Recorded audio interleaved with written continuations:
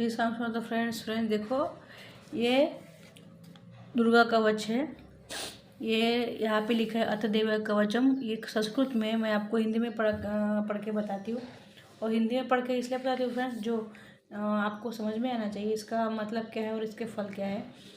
देखो, ये गोरखपुर से है, गीता प्रेस से मंगवाई गई है। और इसमें सब नियम सब कुछ लिखा होता है, क्या करना चाहिए, आचरण सब कुछ लिखा होता है। आप लाएंगे तब पता चलेगा। लेकिन मैं आज आपको इसके फ़ायदे क्या बताती हूँ। इसके फ़ायदे फिर से, घर में कोई बीमार है, बहुत ज़्यादा बीमार है, उसको वो ठीक नहीं हो रहा, दवा नहीं लग रही उसको, तो आपको क्या करना है, ये कवच का आपको 9 बार पाठ करना है। 9 दिए लगाइए, माता की पूजा कीजिए। पूजा करने के बाद जैसे पूजा आपको आती है वैसा कीजिए, नहीं तो ब्राह्मण को बुला के पूजा कर लीजिए। और इसके 9 बार पाठ करके 9 दिए जला के एक समझो पाठ हो गया, उसके ऊपर गुलाब का फूल लीजिए। और एक बार पाठ हो गया तब उसको ऐसे फूल से ऐसे उसके ऊपर छाटिए। अभी कैसे करना है समझो, अभी मैंने इसमें ये पानी लिया है, ठीक है, और अभी मैंने एक बार मंत्र पढ़ लिया है। तो फिर आपको क्या करना है, ये पानी में डुबा के वैसे ऐसे उसके रोगी व्यक्ति को वैसे छाटना है। समझ में आया? ऐसे करके छाटना है। तो इससे क्या होता है, इससे जो आपके घर में जो रोगी दूर होते हैं, सब कुछ प्राप्त होता है। लेकिन उनको इसको नियम पूर्वक पड़ेगा, संकल्प लेके पड़ेगा, तो उसको 2 बार पड़ेगा सुबह शाम, तो उसको कुछ भी असंभव नहीं है। जो असंभव कार्य संभव होते हैं। देखो, और फ्रेंड्स आप सबका स्वागत है इसी समर्थ यूट्यूब चैनल पे। और फ्रेंड्स आप हमेशा खुश रहिए, हंसते रहिए और रेमेडीज करते रहिए भगवान की, और आपका सब कल्याण होगा। और चलो देखो, मैं आपको पढ़ के दिखाती हूँ। देखो, ओम चंडिका देवी को नमस्कार है। मार्कंडे जी ने कहा, पितामह जो इस संसार में परम गोपनीय तथा मनुष्यों को सब प्रकार से रक्षा करने वाली है, और जो अब तक अपने दूसरे किसी के सामने प्रकट नहीं किया है, ऐसा कोई साधन मुझे बताइए। तो ब्रह्मा जी बोले, ब्राह्मण ऐसा साधन तो एक देव का कवच ही है, जो गोपनीय से भी गोपनीय, पवित्रता संपूर्ण प्राणियों का उद्धार करने वाला है। महामुने श्रवण करो। देवी को 9 मूर्तियों है, उन्हें नवदुर्गा कहते हैं। इनके पृथक पृथक नाम बतलाए गए हैं। प्रथम नाम शैलपुत्री है, और दूसरी मूर्ति का नाम ब्रह्मचारिणी, तीसरी स्वरूप चंद्रघंटा के नाम से प्रसिद्ध है। चौथी मूर्ति को कुष्मांडा कहते हैं। 5वें दुर्गा का नाम स्कंद माता है। देवी के 6ठे रूप को कात्यायनी कहते हैं। 7वां कालरात्रि और 8वां स्वरूप महागौरी के नाम से प्रसिद्ध है। 9वीं दुर्गा का नाम सिद्धिदात्री है। सब नाम सर्वज्ञ महात्मा वेद भगवान के द्वारा ही प्रतिपादित हुए हैं। जो मनुष्य अग्नि में जल रहा है, रणभूमि में शत्रुओं ने घिरा हुआ है, विषम संकट में फंस गया है, तथा इस प्रकार से भय से आतुर होकर जो भगवत दुर्गा को शरण में प्राप्त हुए हो, उनका कभी कोई अमंगल नहीं होता। युद्ध के समान संकट में पड़ने पर भी उसके ऊपर कोई विपत्ति नहीं दिखाई देती है। उन्हें शोक, दुख और भय की प्राप्ति नहीं होती।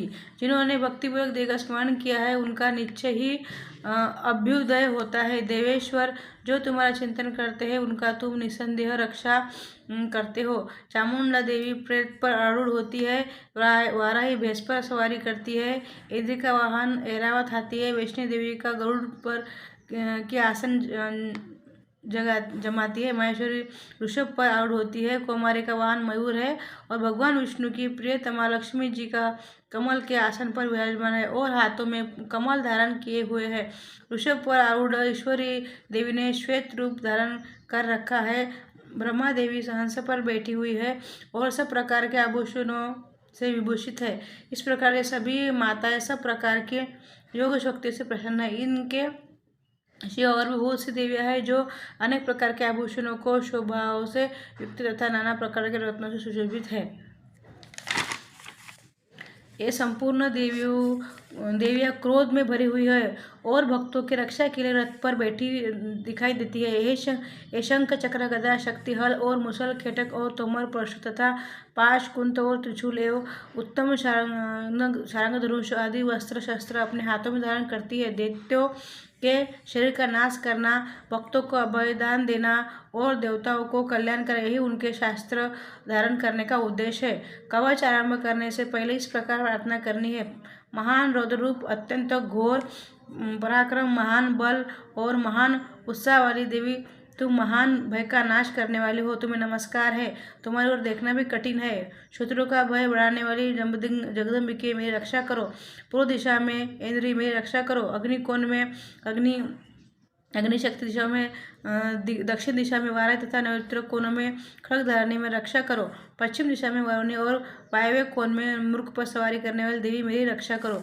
फ्रेंड्स, आपको हिंदी में बताने का मतलब यही है कि आपको ये समझ में आना चाहिए और इसका मतलब क्या है और आपको करना है, इसलिए आप कर सके, इसलिए आपको मैं हिंदी में पढ़ के बता रही हूँ। ये सब जो बताया जा रहा है वो सब होता है माता के ये पाठ पढ़ने से।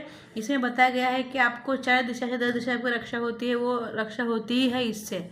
और आपके जो शत्रु होते हैं, आपको कोई भी परेशानी हो, रोग, सब इससे ठीक होता है। उत्तर दिशा में कौमारी और ईशान्य कोण में शूलधारिणी देवी रक्षा करे। ब्रह्माणी, तुम ऊपर की ओर से मेरी रक्षा करो और वैष्णवी देवी नीचे की ओर से रक्षा करो। इस प्रकार से शव को अपना वाहन बनाने वाली चामुंडा देवी 10 दिशाओं में रक्षा करो। जया आगे से और विजया पीछे की ओर से रक्षा करो। वाम भाग से अजिता और दक्षिण भाग से अपराजिता रक्षा करो। उद्योतिनी शिखा की रक्षा करो। उमा मेरे मस्तक पर विराजमान होकर रक्षा करो। ललाट में मालाधारी रक्षा करो और यशस्विनी देवी मेरे बाहों की रक्षण करो। बाहों के मध्य भाग में त्रिनेत्र और नथुनों की यम घंटा देवी रक्षा करो। दोनों नेत्रों की मध्य भाग में शंखिनी और कानों में द्वारवासिनी रक्षा करो। कालिका देवी कपोलों की तथा भगवती शंकरी कानों की मूल भाग की रक्षा करो। नासिका में सुगंधा और ऊपर के ओठों में शशिका देवी रक्षा करो। नीचे के ओठ में अमृतकला तथा जिह्वा में सरस्वती देवी रक्षा करो। कौमार धातु की और चंडिका कंठ प्रदेश की रक्षा करो। चित्र घंटा गले की और घाटों की महामाया तालु में रहकर रक्षा करो। कामाक्षी टोडी की और सर्वमंगला मेरी वाणी की रक्षा करो। भद्रकाली ग्रीवा में धनुधारी पुष्टवंश मेरुदंड में रहकर रक्षा करो। कंठ में बाहरी भाग में नीलग्रीवा और कंठ की नली में नलकुंबर रक्षा करो। दोनों कंधों में खड़गिनी और मेरी दोनों भुजाओं में वस्त्रधारण रक्षा करो। दोनों हाथों में दंडिनी और अंगुलियों में अंबिका रक्षा करो। शूलेश्वरी नखों की रक्षा करो। कुलेश्वरी कुशी पेट में रहकर रक्षा करो। महादेवी दोनों स्तनों की और शोक विनाशिनी देवी मन की रक्षा करो। ललिता देवी हृदय में शूलधारिणी उदर से रक्षा करो। नाभि में कामिनी और भूभाग में गुरुश्री रक्षा करो। पूतना और कामिका लिंग की और महिषवाहिनी गुदा की रक्षा करो। भगवती कटिभाग में और विघ्नवासिनी घुटनों की रक्षा करो। संपूर्ण कामनाओं को देने वाली महाबली देवी पिंडलियों की रक्षा करो। नरसिंह दोनों घुटियों की और तेजस्वी देवी दोनों चरणों की पृष्ठभाग की रक्षा करो। श्रीदेवी पैरों की अंगुलियों की और तलवासिनी पैरों के तलियों की रक्षण करो। अपनी दाढ़ों के कारण भयंकर दिखाने वाली दष्टकराला देवी नखों की उधर केशिनी देवी केशों की रक्षा करो। रोम वालियों के छिद्रों में रोग को भी तथा त्वचा की वागेश्वरी देवी रक्षा करो। पार्वती देवी रक्त मज्जा वसा मांस हड्डी और मेदी की रक्षा करो। आंतों की कालरात्रि और पित्त की मुकुटे से रक्षा करो। मूलाधार आदि कमल कोशों में पद्मावती और कफ में चूड़ामणि देवी स्थित होकर रक्षा करो। नख के तेज की ज्वालामुखी रक्षा करो, जिसका किसी भी अस्त्र से भेदन नहीं हो सकता। अभेदा देवी शरीर की समस्त संधियों में रहकर रक्षा करो। ब्रह्माणी, आप मेरे वीर्य की रक्षा करो। चित्रशूर छाया की तथा धर्मधारिणी देवी मेरी अहंकार मन बुद्धि की रक्षा करो। हाथों में वज्र धारण करने वाले वज्रहस्ता देवी मेरे प्राण अपान व्यान उदान और समान वायु की रक्षा करो। कल्याण से शोभित होने वाली भगवती कल्याण शोभना मेरे प्राण की रक्षा करो। रस रूप गंध शब्द और स्पर्श इन विषयों को अनुभव करते समय योगिनी देवी रक्षा करो तथा सत्वगुण रजोगुण और तमोगुण रक्षा सदा नारायण देवी करे। वाराही वायु की रक्षा करे, वैष्णव धर्म की रक्षा करे तथा चक्रिणी चक्र धारण करने वाली देवी यश कीर्ति लक्ष्मी तथा धन विद्या की रक्षा करो। इंद्राणी, आप मेरे गोत्र की रक्षा करें। चंडी के तुम मेरे पशुओं की रक्षा करें। महालक्ष्मी पुत्रों की रक्षा करें और भैरवी पत्नी की रक्षा करे। मेरे पथ की सुपथा तथा मांगलिक मार्ग की क्षेम की रक्षा करे। राजा के दरबार में महालक्ष्मी रक्षा करे तथा सब और व्याप्त रहने वाली विजय देवी संपूर्ण भोगों से मेरी रक्षा करे। देवी, जो स्थान कवच में नहीं कहा गया है, एतयो रक्षा से रक्षित रहे। यह सब तुम्हारे द्वारा सुरक्षित हो, क्योंकि तुम विजयशालिनी और पापनाशिनी हो। यदि अपने शरीर का भला चाहते हो, मनुष्य को बिना कवच के एक पग भी नहीं जाना चाहिए। कवच का पाठ करके ही यात्रा करे। कवच की तरह सब ओर से सुरक्षित मनुष्य जहाँ भी जाता है, वहाँ उसे धन लाभ होता है तथा संपूर्ण कामनाओं की सिद्धि करने वाली विजय की प्राप्ति होती है। वह जिस अभिष्ट वस्तु का चिंतन करता है, उसको निश्चित ही प्राप्त कर लेता है। वह पुरुष इस पृथ्वी पर तुलना रहित महान ऐश्वर्य का भागी होता है। कवच से सुरक्षित मनुष्य निर्भय हो जाता है, युद्ध में उसकी पराजित नहीं होती तथा वह तीनों लोकों में पूजनीय होता है। देवी का यह कवच देवताओं को लिए दुर्लभ है। जो प्रतिदिन नियम पूर्वक तीनों संध्याओं में श्रद्धा भाव से इसका पाठ करता है, उसे देवी कला प्राप्त होती है। वह तीनों लोकों में कहीं भी पराजित नहीं होता। इतना ही नहीं, वह अपमृत्यु से रहित हो सौ भी अधिक वर्षों तक जीवित रहता है। नश्यंती, इसमें मकड़ी, चेचक और कोढ़ आदि उसकी संपूर्ण व्याधियां नष्ट होती है। कनेर, भाग, अफीम, धतूरे आदि का स्थावर विष, सांप और बिच्छू आदि के काटने से चढ़ा हुआ जंगम विष तथा अफीफेन और तेल के संयोग आदि में बनने वाला कृत्रिम विष, ये सभी प्रकार के विष को दूर जाते हैं। उनका कोई भी असर नहीं होता। इस पृथ्वी पर मारण, मोहन आदि जितने भी अभिचारिक प्रयोग होते हैं तथा इस प्रकार से जितने मात्र यंत्र होते हैं, वह सब कवच को हृदय में धारण करने लेने से मनुष्य को दिखते नहीं नष्ट हो जाते हैं।